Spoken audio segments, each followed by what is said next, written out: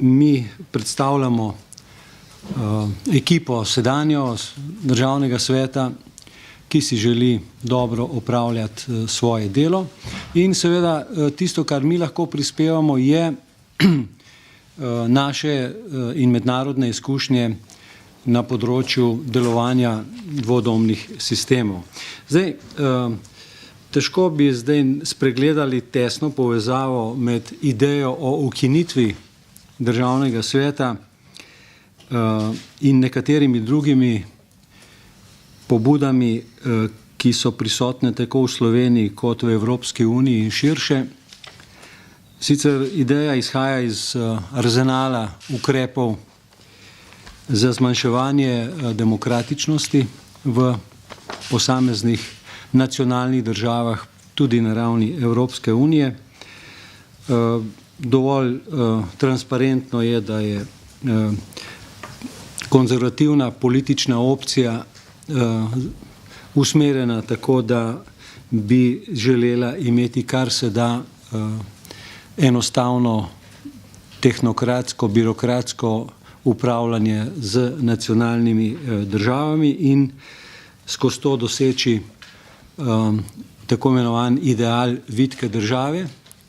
To pomeni čim manj sociale, čim manj demokracije, odpravo vseh ovir za uveljavitev principov tako imenovane nevidne roke prostega delovanja tržnih zakonitosti, kar seveda vsakemu analitično razmišljajočemu človeku vendarle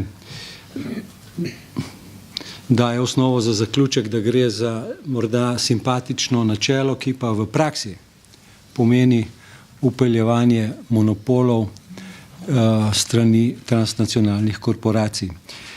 To je proces, ki vodi v družbo dveh razredov, elite in ostalih, in seveda v tem kontekstu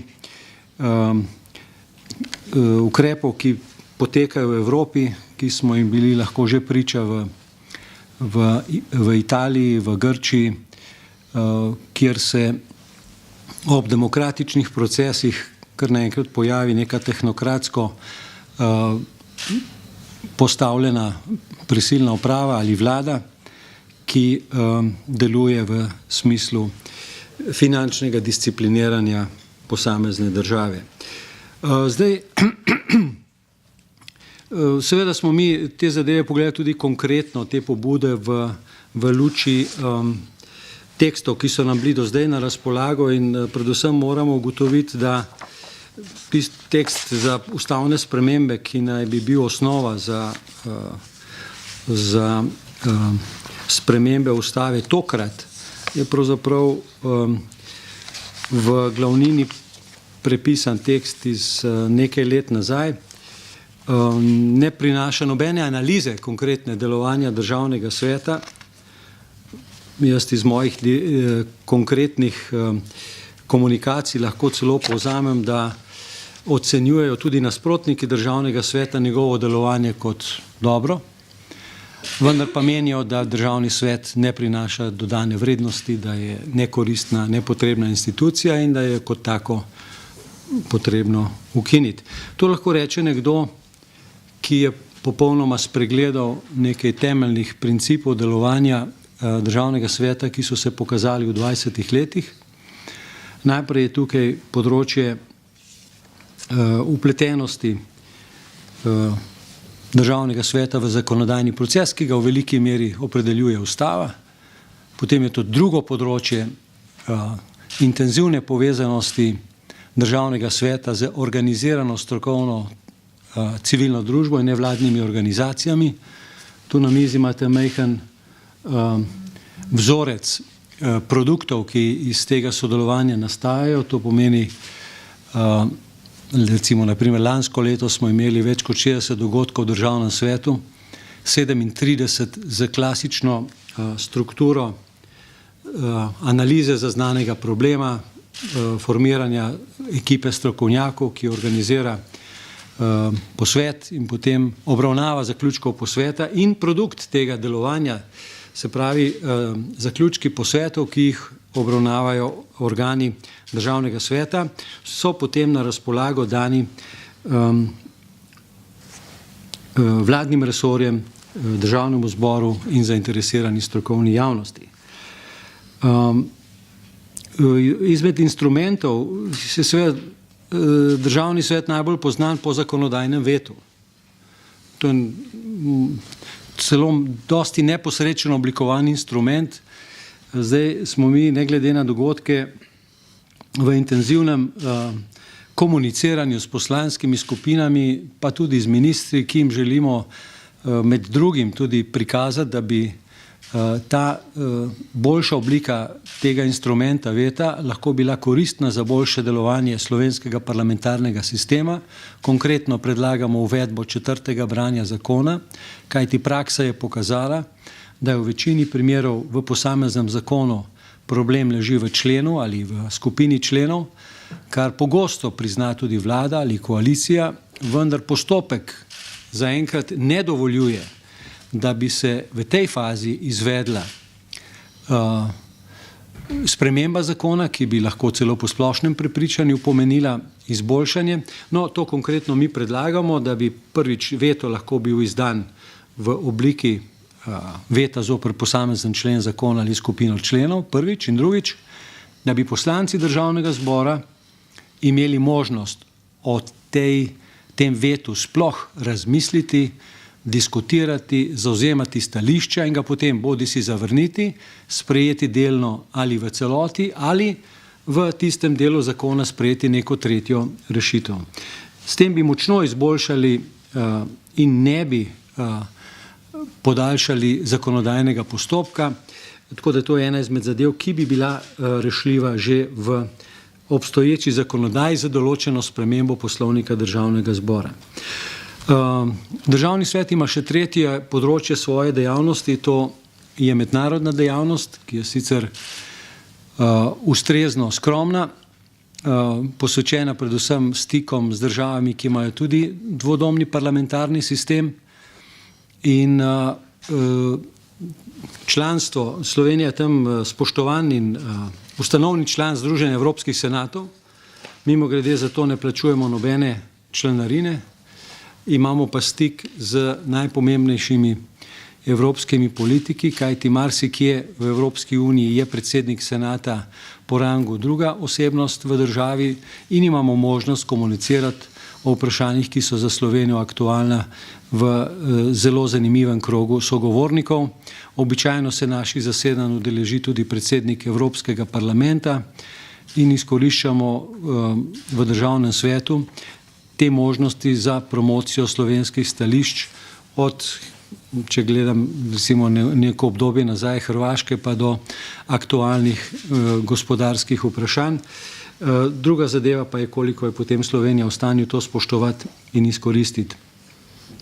Torej, ta tretja dejavnost je pomemben komunikacijski mednarodni kanal Slovenije, ki je premalo izkoriščen. Se pravi, če kritično pogledamo dosedanje delovanje Državnega sveta, moramo reči po splošni oceni dela dobro, so pa zelo deljena mnenja o tem, ali je kot organ potreben. Temu bi jaz dodal še tretje, delali bi lahko v danih pogojih veliko boljše, če bi v slovenskem političnem prostoru bila prisotna nekoliko bolj državniška raven odnosov znotraj funkcij v državi, dokler te funkcije kot take so. Kot rečeno, jaz sem večkrat omenil v javnosti, se lahko Slovenci spremenimo ustavo, lahko naredimo tridomni parlament, enodomni parlament, lahko naredimo karkoli, ampak zato se da storiti z argumenti, strokovno, ne da bi zastrupljali ozračje z nekimi očitki, kot da, naprimer, si je Blaž Kavčič izmislil Državni svet. Ideja za ustanovitev Državnega sveta izvira izpred več kot 20 let nazaj. Ljudem, ki so takrat oblikovali ustavo, gre po moji in po naši oceni zasluga, zato da so oblikovali neko organizacijsko formo znotraj slovenskega parlamenta, ki se sedaj kaže kot zelo, zelo sodobna. Namreč tisto, kar sem malo bolj podrobno opisal, intenzivno sodelovanje državnega sveta z organizirano civilno družbo, je ravno v smeri priporočil Medparlamentarne unije Združenih narodov kot neka zaželjena smer razvoja političnih sistemov. Preprosto lahko temu rečemo, saj vsi lahko vidimo, kam so nas pripeljale politične stranke. Vsem nam je jasno, da parlamentarne demokracije brez političnih strank ni, vendar pa se kaže kot zelo umestno, da ob političnih strankah kot temeljnem nosilcu politične moči odločanja je prisoten še nek nepremočan pa neprešibak organ uravnoteženja in zavor. No in to vrsten organ državni svet je, praktično postaja edino tisto mesto, kjer se lahko ta komunikacija kakovostno izvaja. No, morda bi zaključil ta del, potem bi želel predati najprej besedo kolegici Lidiji Jerkič, da bi morda še malo bolj pojasnila področje funkcionalnih interesov, ki jih jaz sicer v teh mednarodnih primerjavah ocenjujem kot konkurenčno prednost slovenskega političnega sistema, zahtevajo pa mogoče le malo bolj avtentično razlago. Jaz bi zaključil svoj del s tem, da je državni svet tudi ekonomična institucija, sestavljajo nepoklicni politiki, ki lahko avtentično zastopajo utrip državljanov po drugačnih kriterijih kot politične stranke. To pomeni skozi nek strokovni filter, zastopajo interese državljanov na konkretnih z ustavo predvidenih družbenih področjih in na področju lokalne samouprave. Veste že iz dosedanjih informacij, da je strošek državnega sveta okrog 8% proračuna državnega zbora, ali če povem drugače, celoten državni svet Republike Slovenije stane na leto toliko približno kot en italijanski senator. V teh finančnih primerjavah morda še to, Slovenija plača na leto približno 12 milijonov evrov članarin v raznih mednarodnih organizacij, samo za NATO 5,5 milijonov.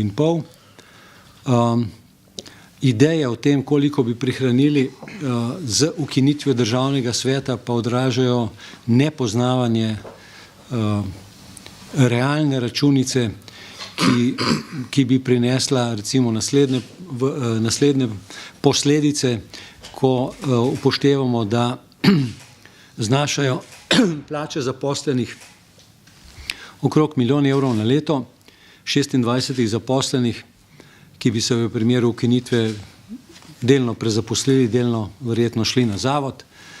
Torej težko govorimo o prihranku, da znašajo sejnine državnih svetnikov okrog 350 tisoč evrov in da od tega skoraj polovico dobi država nazaj v obliki povišane dohodnine in da je obseg investicij v rangu 30 tisoč evrov, potem je to odraz neke zelo varčevalne politike in zelo varčnega delovanja državnega sveta v vseh obdobjih svojega obstoja. Zdaj pa dovolite, da predam besedo kolegici Lidiji Jerkič. Izvoli. Lepo pozdravljeni tudi v mojem imenu. Jaz bi začela tam, kjer je predsednik končal. Nikoli v svojem življenju nisem marala izraza oziroma vse razmišljati kot o politiku in moram reči, da v življenju izven državnega sveta sem predsednica sindikata kovinske in elektroindustrije Slovenije. Torej sem del te civilne družbe, ki skuša preko državnega sveta vplivati na politiko v Republiki Sloveniji. Ko se govori o ukinjanju državnega sveta, moram reči, da zelo zamerim vsem snovalcem in tistim, ki povzemajo te trditve, to, da nihče ne preveri, kaj stoji za vprašanjem ukinitve oziroma nihče natančno ne preverja, kaj stoji za vsebino dela državnega sveta. Prej predsednik omenil tele publikacije na moji desni strani, to so publikacije samo iz leta 2010 in 2011, to se pravi rezultat dogajanj v državnem svetu, v njem je zbrano kupico koristnih nasvetov, koristnih napotkov, podatkov, informacij, rešitev, če hočete, ki se jih seveda lahko poslužimo ali pa tudi ne. Vse to lahko ostane mrtva črka na papirju, lahko pa koristno uporabimo v razpravah, v pripravi zakonodaje, v snovanju zakonodaje, konec koncev vsebini zakona samega. Zdaj, kot je bilo rečeno, Državni svet je sestavljen ne po političnih interesih, v njih nimamo poslanskih skupin, ki bi bile politične poslanske skupine, ampak imamo interesne skupine. Samo da ponovim, kar gotovo veste, Državni svet sestavlja 5 interesnih skupin. Interesna skupina delodajalcev, kjer so 4 člani, delojemalcev, prav tako 4 članov, interesna skupina kmetov, obrtnikov in samostojnih poklicev, kjer so 4 člani, interesna skupina negospodarskih dejavnosti, kjer je 6 članov. To je skupaj 18 predstavnikov civilne javnosti, ki nimajo druge možnosti vplivati na politiko v tej državi, kot je to Državni svet. Brez da si član politične stranke v Republiki Sloveniji, ne moreš biti član organa, ki sprejema zakonodajne odločitve, kar pomeni, da si izključen iz političnega življenja. Jaz v svojem življenju ne želim biti član nobene stranke, kar pomeni, da v takem primeru nima možnosti sodelovati v procesu odločanja, v procesu sprejemanja zakonov, v procesu sprejemanja tistih odločitev, ki konec koncev vplivajo na ekonomski in socialni položaj vseh zaposlenih in vseh državljanov v tej državi. Teh 18 predstavnikov civilne javnosti dopolnjuje potem še zadnja skupina, to je interesna skupina lokalnih interesov, kjer je 22 predstavnikov izbranih po drugačnem ključu. In jaz verjamem, da na tak način sestavljen organ, ki je drugi del slovenskega parlamenta v Republiki Sloveniji, občasno moti politične stranke, saj povzroča dodatno delo, dodatne napore in dodaten nadzor.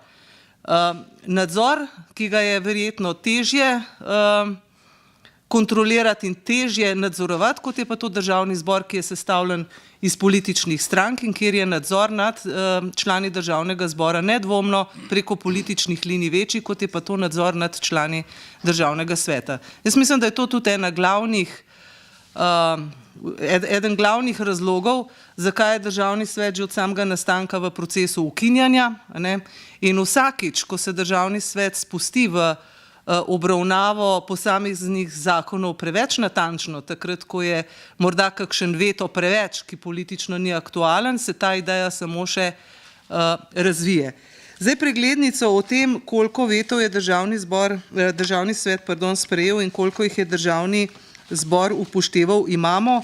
Žal, je med temi neuspešnimi veti kar nekaj zakonodaje, ki je bila kasneje posredovana v presojo Ustavnemu sodišču in razveljavljena. Spomnimo se zadnjega zakona o gospodarskih družbah, kjer je Državni svet dal svoj veto, kjer smo zaradi tega doživeli pogrom, potem je pa tako vlada kot Državni svet vložil pobudo za presojo ustavnosti na Ustavno sodišče in je Ustavno sodišče ustavilo izvajanje zakona o gospodarskih družbah, ker je v bistvu posledično pomenil, da bomo prenehali z gospodarsko dejavnostjo takoj.